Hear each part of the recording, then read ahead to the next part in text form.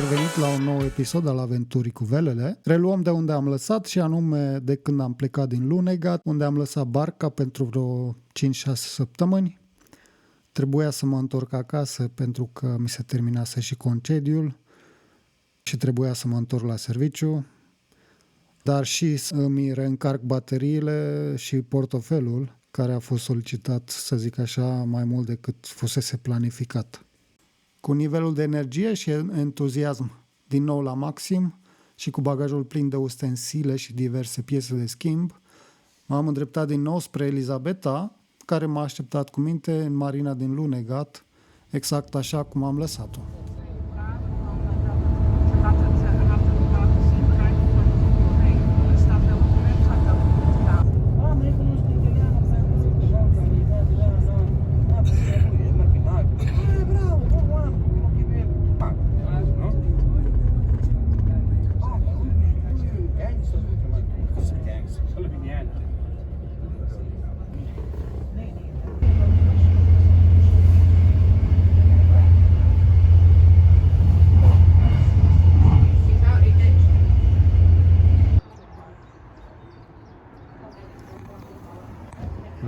Mâncărică, n-am mâncat nimic toată ziua. Nici nu știu ce am comandat.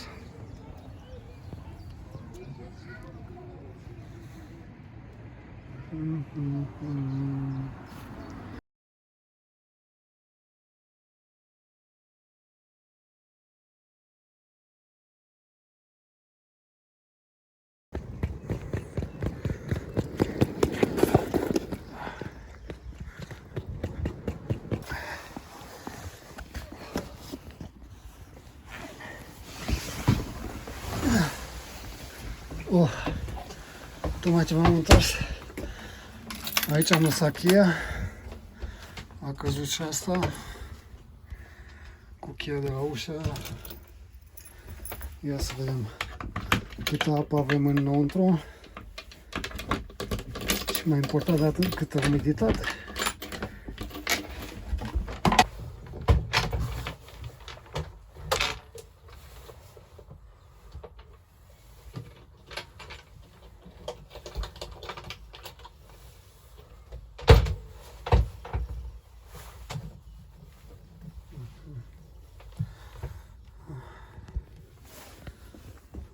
Ok. Aici e uscat, pare în regulă. Un fel de apă. Înăuntru e puțină apă acolo. Miroase puțin a mucegai, dar nu chiar așa rău. Totuși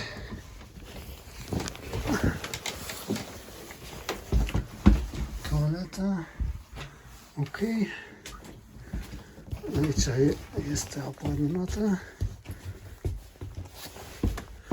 Aici e uscat.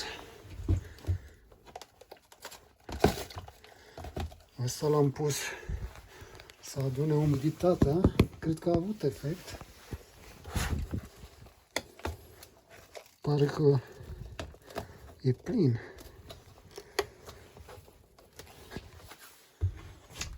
Aici e puțină apă. Cred că a căzut de aici, a picurat de sus de aici. Uite aici. Se vede. Nu știu dacă e condens. Aici e mucegai, se vede la fel de la condens și pe tavan. Condens. Dar nu e nici pe departe cum așteptam să fie. E mult mai bine. Aici, asta e plin, complet putrezit, trebuie reînnoită toată partea aia de jos. Ia să vedem asta.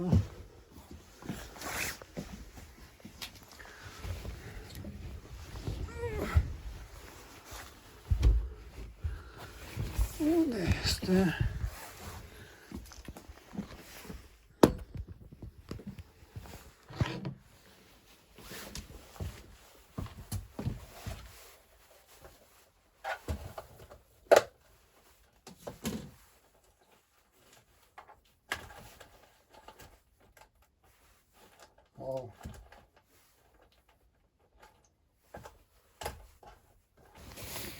Singura parte nasolă e apa asta. Aici, la asta mă așteptam. Ia să vedem în bilgi. E bine, e bine. Acolo o să pun acum o pompă automată care să scoată apa automată. Asta deocamdată e manual aici. Dar e bine. Mult mai bine decât mă așteptam. Ok. Acum să conectez la electricitate și să curățăm puțin condensul ăsta de pe aici. Aveți idee ce e asta?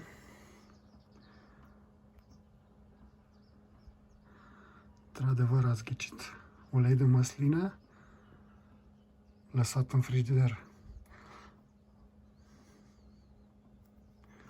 Dar frigiderul oprit. Așa arată a doua zi. Pare că sunt niște conglomerate de grăsime care s-au strâns acolo, dar au dispărut aproape în totalitate. Deci cred că a fost de la frig. O să mănânc să văd dacă se întâmplă ceva. Dar sunt optimist că nu. Da, afară e vânt puternic. Peste câteva ore se anunță ploi foarte puternice, așa vreo oră, două. Și vrut să încep reparația aici la suportul ăsta, dar nu o să am timp și nici nu vreau să fac mai rău acum înainte să vină ploaia. În rest, da, mucegai destul de mult, am spălat puțin din vasele astea pe aici și aglomerație, toate, claie peste grămadă. Sunt surprins că unele locuri sunt uscate, altele la care nu mă așteptam să fie umede sunt foarte umede.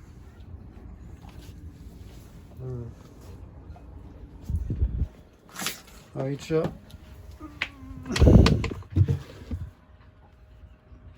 apă trebuie dată pompată afară, dar asta nu e o problemă, se rezolvă repede. Aștept să vină ploaia, să nu se mai adune, să fac degeaba acum. E o chestie ciudată, nu știu de la ce se întâmplă asta, dar peste tot apa este așa ca un fel de amestec cu grăsime. Nu știu dacă se vede acolo pe imagini, dar deasupra ea e o poșghiță de grăsime care se acumulează, dar nu numai aici, peste tot în barcă am observat. Habar nu am de la unde vine asta.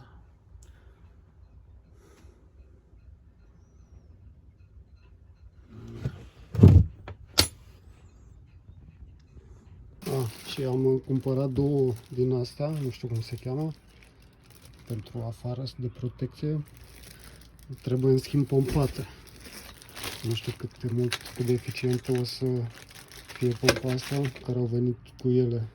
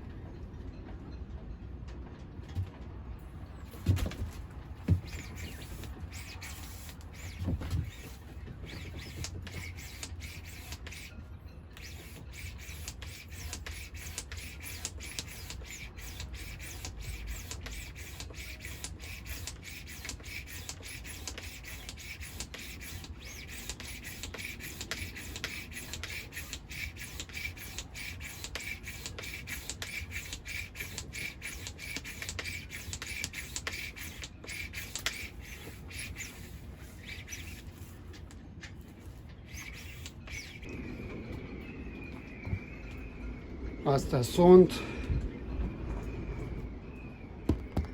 Par destul de solide. Cred că au cel puțin 3 mm în grosimea peretelui. Frânghiile de prindere. Se pare că are deja un ochi format. Probabil în cazul ăsta cel mai simplu să prind așa.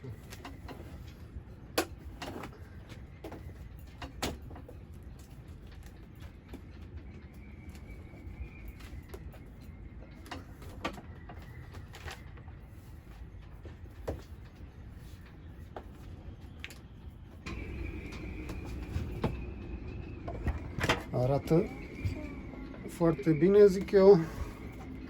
Par destul de sigură. Afară dintr-o dată a devenit amenințător. Nu știu dacă se vede, dar arată îngrozitor. Și se simte în aer că o să vină ceva nasol. Deși barometrul meu arată că o să fie vreme bună. Asta ar fi trebuit să fie pe partea cealaltă.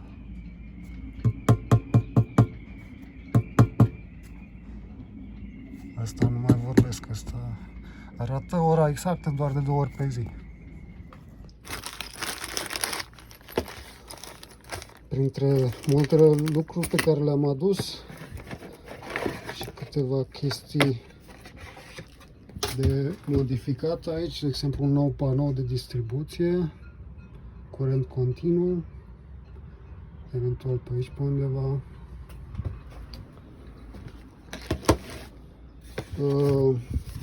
Niște switch-uri, conectori și chestia asta pentru curent alternativ. Încă nu sunt sigur dacă o pun aici, deși n-aș vrea că e prea vizibilă și arată cam urât. Eventual undeva acolo, prin spate, sau poate chiar în altă parte. Am cumpărat-o să fie cu protecție la apă, deci poate să fie și într-o cabină umedă. Asta are și protecție la supracurent, scurt circuit și așa mai departe. Și de-aia aș vrea să pun un comutator ceva, să fac să fie mai protejat sistemul de curent alternativ. Mă gândeam inițial să-l pun undeva în spate, cu totul acolo în spate. Nu știu cât de idee bună este. O să mă mai gândesc eventual la poziția ideală. În orice caz, asta arată îngrozitor aici. Aici este un... sunt niște chestii acolo ascunse, nu știu ce este. Nu m-am uitat niciodată atent aici.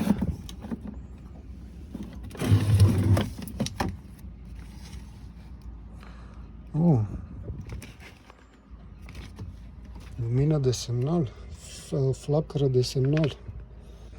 Chiar sunt...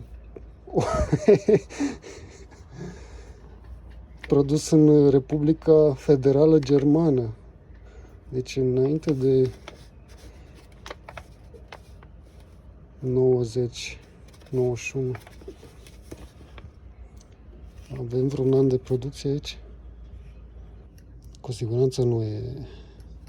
Se și simte ca și cum ar fi împietrită. Dar e interesant ce poți găsi în locurile pe care le uită lumea.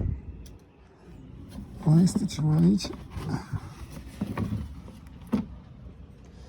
E plin de mucegași.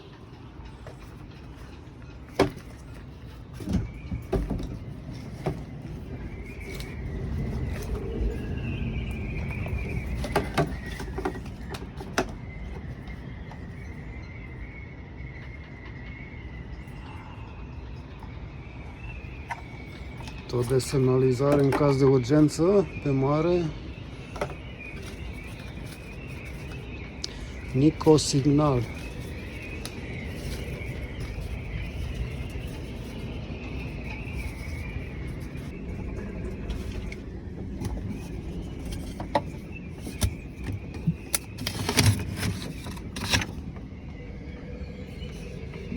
Da, instrucțiunile de folosire la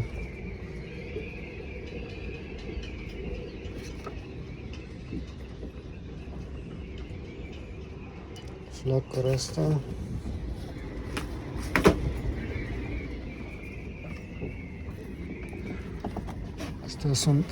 Astea sunt termenii traduși din olandeză în engleză. Orkan, hurricane. Zeer zware storm, violent storm. Storm, strong gale.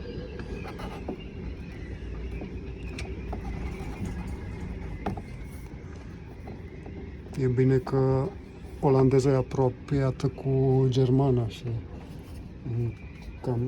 cam recunosc toți termenii ăia. Dar oricum asta e o parte foarte urâtă din punctul meu de vedere, pe care vreau să modific complet. Inclusiv bucățile astea, nu știu ce au făcut ei. Conexiunile astea sunt toate complet aiurea. Apeși un buton, îți pornește altceva decât scrie aici. Și tot așa. Sau unele merg doar dacă apeși o anumită combinație de butoane. Dacă vrei să aprinzi ancora lumina de ancoră, de exemplu, trebuie să apeși și GPS.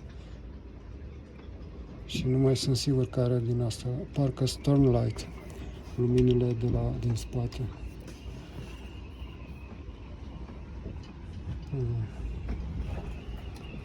Dar aș vrea să încep cu partea de curent alternativ. Să instalez cutia de distribuție undeva și să o aduc mai departe undeva aici. Dar rămâne de văzut când și cum, că de cum se anunță vremea acum, s-ar putea să trebuiască să mă preocup să încep să strâng lucrurile pe afară. A început deja să picure.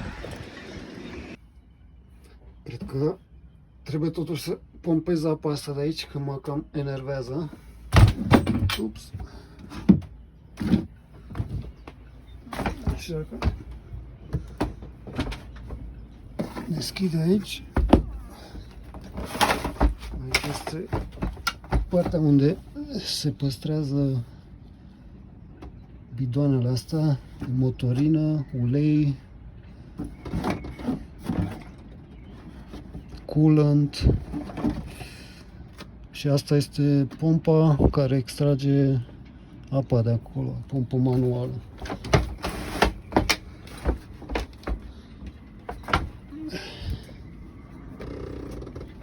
Trebuie să aibă și un prelungitor.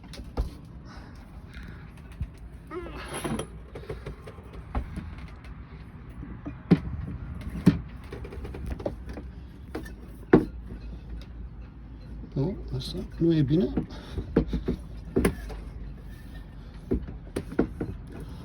Cineva n-a calculat bine aici. Mă rog. Îmi pare că face prea mare. Asta trebuie să ducă un moment.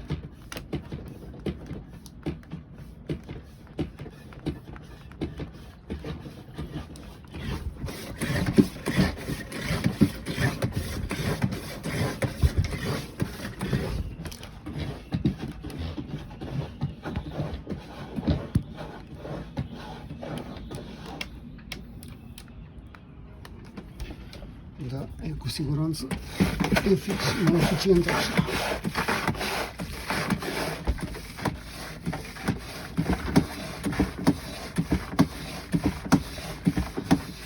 Sunt povești cu marinari care au pompat zile întregi pe mare așa, ca să nu se scufunde. Eu deja după 2 minute sunt epuizat aproape. Dar bănuiesc că în cazul de urgență dai tot ce poți, tot ce ai și ce n-ai în tine, ca să supraviețuiești.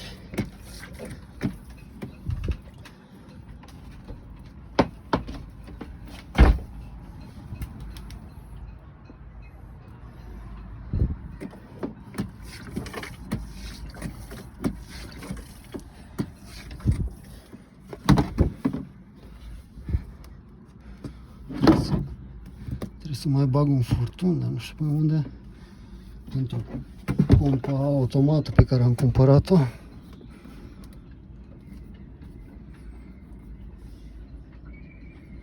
Nu știu că pot conecta cumva în paralel aici la asta. Mă mai gândesc.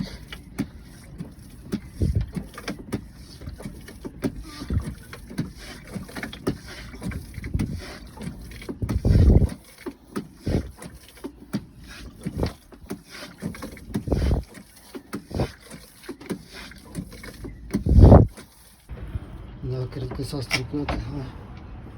Nu mai face față. Ocazie bună să instalezi pompa automată, cred, atunci.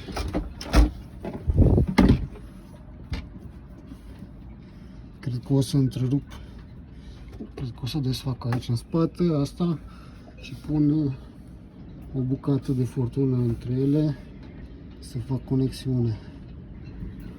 Până una alta să trebuie să scot manual apa aia de acolo. Adică cu găleata.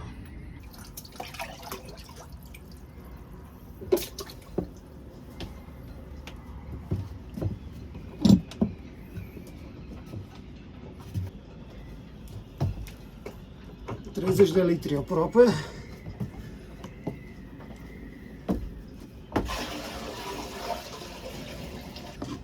Așa ar trebui să arate în mod normal.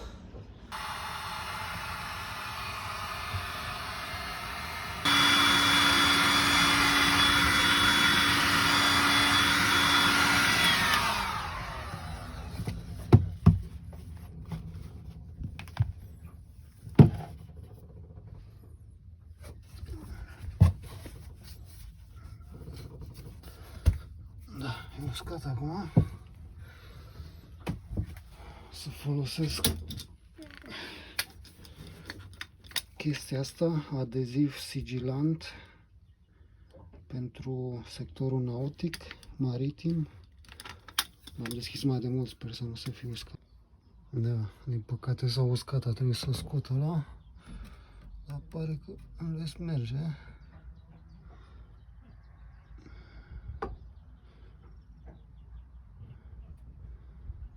Asta e foarte puternic, nu-i trebuie mult.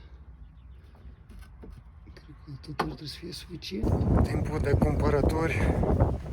Sâmbătă când am ajuns era prea târziu și n-am cumpărat mai nimic. Ieri n-am mâncat aproape nimic și azi, luni, timpul să mergem la supermarket.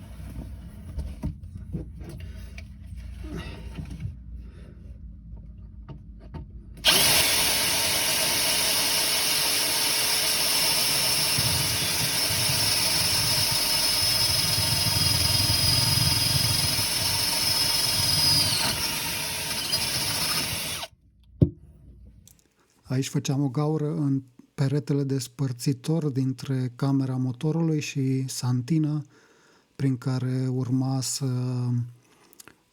trec cablurile pentru pompa de santină.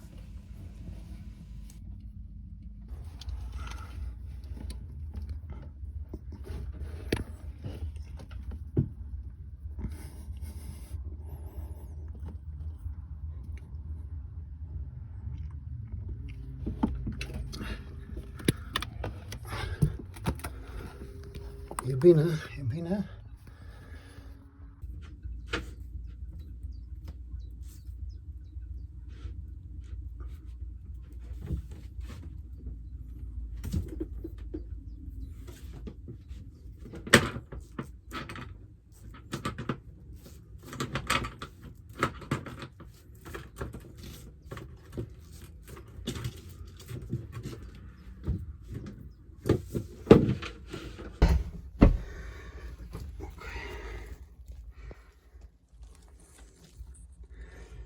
Aici este zona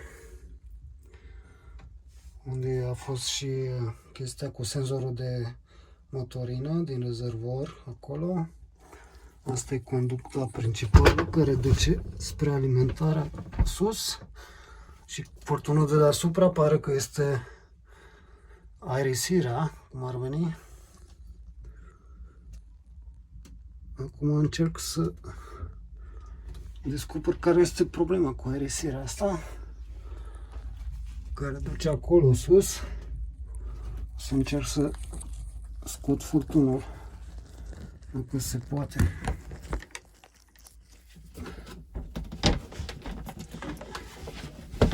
Din păcate spațiul este foarte îngust aici.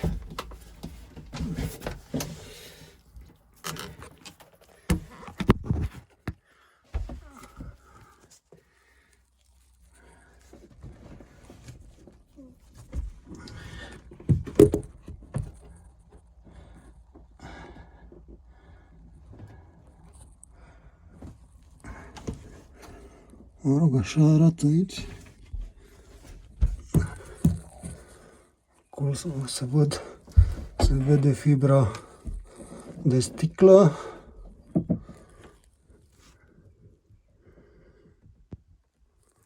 Izolație. Mă rog, pe noi ne interesează furtunul acesta.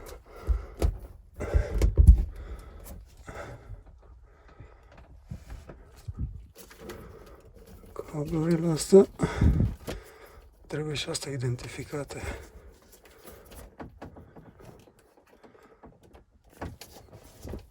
E posibil ca asta să ducă la generatorul eolian.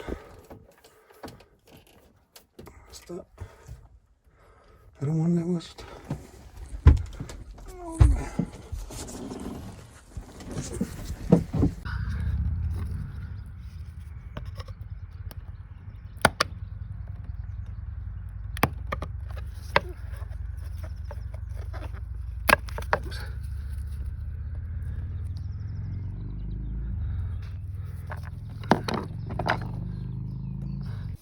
M-am decis să deschid asta, să vedem ce se întâmplă pe aici.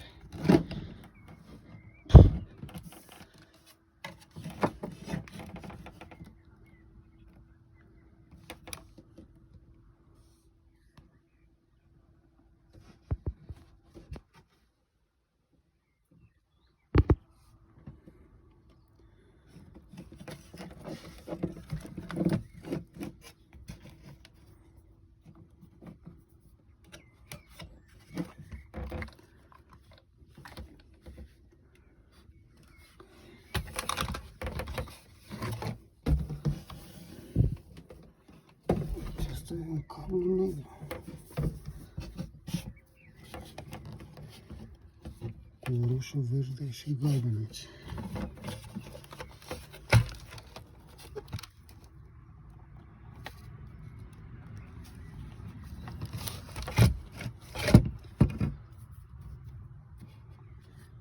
Deci probabil că nu vine la roșu de aici. Am fost la gunoi, am luat niște bucăți de lemne.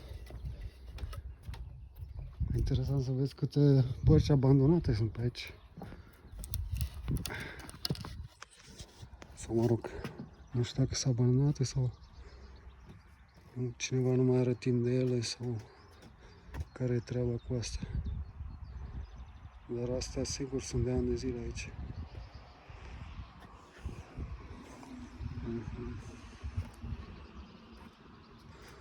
Asta are lucruri interesante aici înăuntru. Poate fac o vizită mai târziu.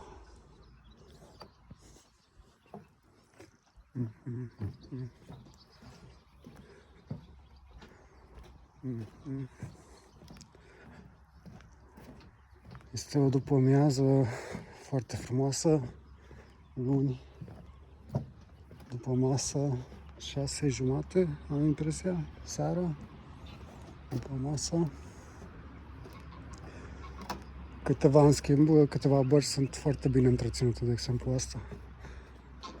E foarte bine pusă la punct. Asta, în schimb, iar Că am lăsat în paragină. Pentru că probabil și cine o vede pe a mea nu zice că e într-o stare prea bună, dar mă ocup de ea. Asta este o barcă tipică olandeză. O recunoști după chestiile astea pe margine, care cu astea cumva, de cât am înțeles, le folosesc să dea stabilitate bărcii și să cărmeze mai bine.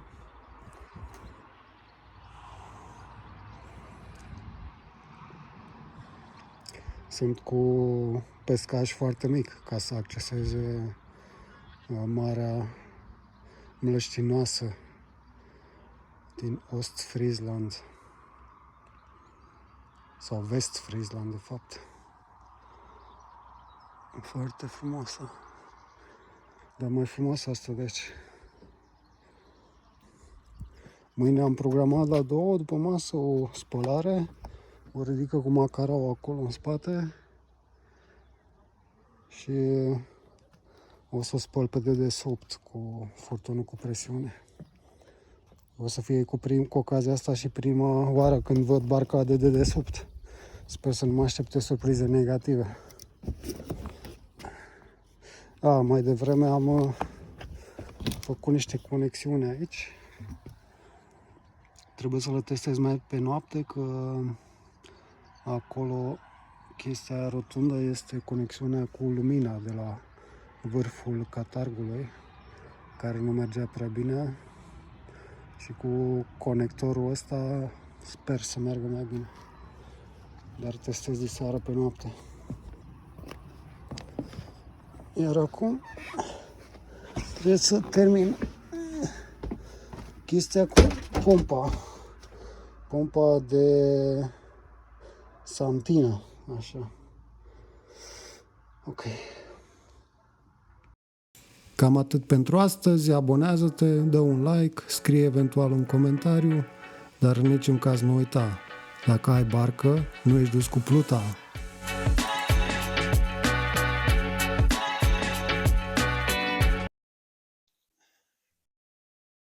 Pare că s-a tratat acum.